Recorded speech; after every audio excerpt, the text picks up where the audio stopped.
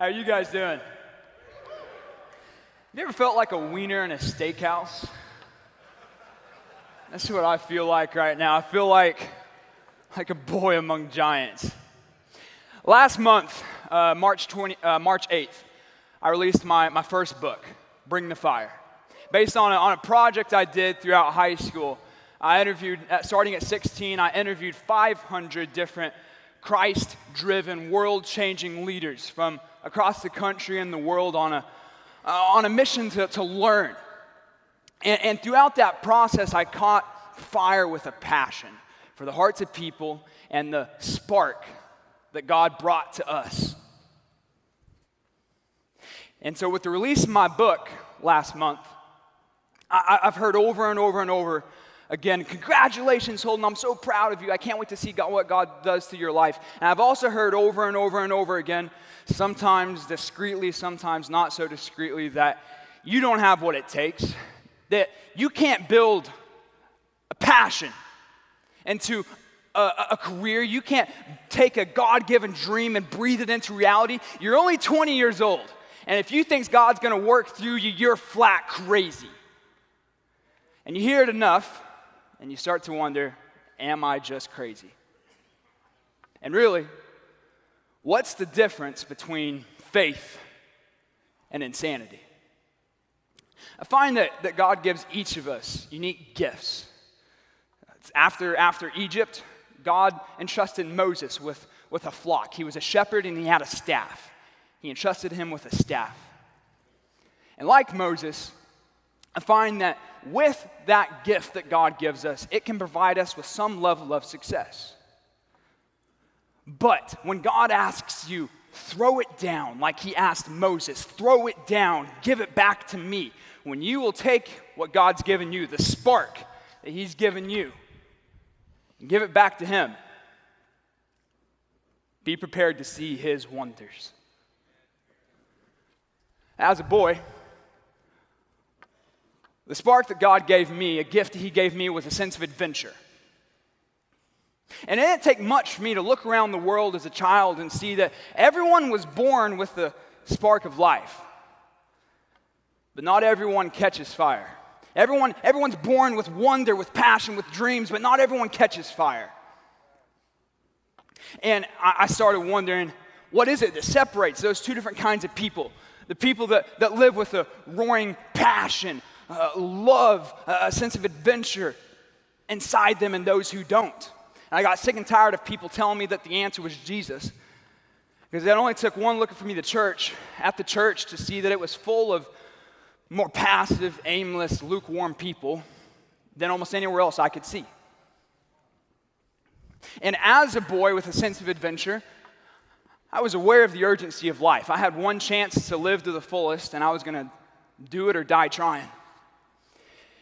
And so growing up, I knew God, I believed in him, but I didn't live for him. I lived for my persona, my popularity, my image, and for adrenaline, because that's what would make it worth it, right? That's why this is all worth it, what the point is. Until at 16 years old, none of it was working for me. None of it had paid off. And finding myself more desperate than ever, begging the question, why is this worth it? I set out on a project to interview 500 Christian leaders to help me chase down the answer and the truth to that question. If there's more to life than just existing, then what? And right off the bat, I had the chance to, look in retrospect, God gave me the chance to talk with Lecrae, the Christian rapper, hip-hop artist. And Lecrae told me, everyone has gifts and talents, and if you find those, they'll take you places. But to find your purpose, you first have to find God. And as a boy at 16, I could care less about that second part of the statement, but I cared about the first part. Find your gifts and talents, and they'll take you places. All right, let's go. And so for the next year and a half, I chased going places, and I chased the truth. And I talked with Pastor Mark Batterson, who told me that chase the dreams that scare you. And I talked with Lou Sterrett, who's here today. He told me that to discover who who you are, you first have to let go of who you appear to be. I talked with Cody Bobe with SoulCon. And he told me, Holden, because I knew the darkness so well, I can't wait to share with people the light. I talked with Andy Irwin, who you'll hear from later today. He told me that it's through the struggle that God gives us our message. I talked with Sadie Robertson with Duck Dynasty. He told me if you don't put a limit on what God can do through your life, there won't be one. And I started to realize these people were crazier than me. I was talking with not just citizens of God's kingdom, but warriors of it, people who talked incessantly about this idea of living for more than you. And I wanted to believe it, but I couldn't. Because my whole life, I was the reason it was all worth it. Until at the very end of my project, interview 490, I had the chance to talk with Christine Kane. She's an Australian evangelist and speaker. And at the end of my project, I had everything that I'd once set out to get. I'd built an image from it. I'd proven everyone who ever doubted me wrong. I'd learned a lot of cool stuff. I'd met a lot of amazing people. And here I was at the end, wondering the same question I had at the beginning. What's the point? And I asked Christine, the only question I could think to ask, why do you do it? And I'd asked it to hundreds of other people. But for the first time, I allowed myself to hear the answer I'd been hearing over and over and over again. And that was, Holden, Christ gave it all for me. I can't help but give it all for him. And at that moment, it all came together, came crashing in. Starting with what Lecrae had told me at the very beginning of my project. And I remembered the last part of that statement.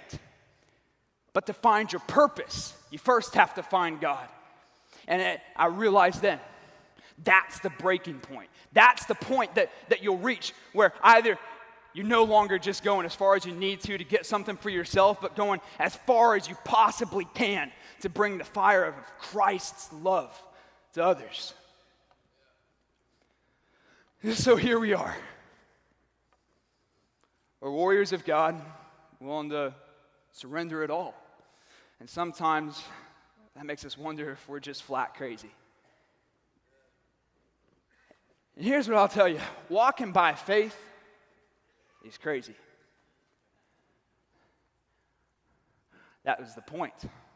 That was the point of following Jesus. Not reason, but desperation. Desperate love.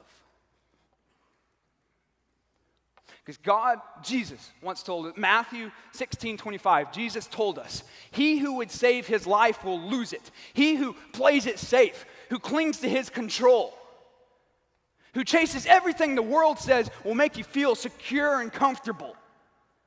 He who would save his life will lose what it means to truly live. Not because he might die before he's old, but because it'll keep him from ever coming alive fully in the first place. Because true life's not about the air we suck into our lungs, it's about the fire in our hearts.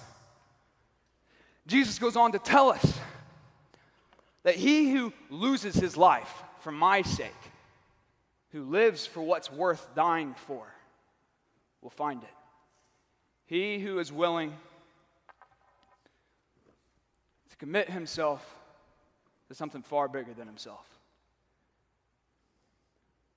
and throw down their staff.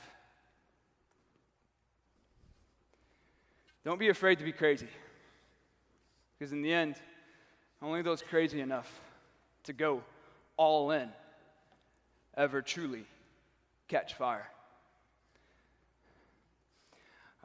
My book's in the gift shop. I hope you'll look at buying a copy, and if you do, I hope you give it away. Godspeed.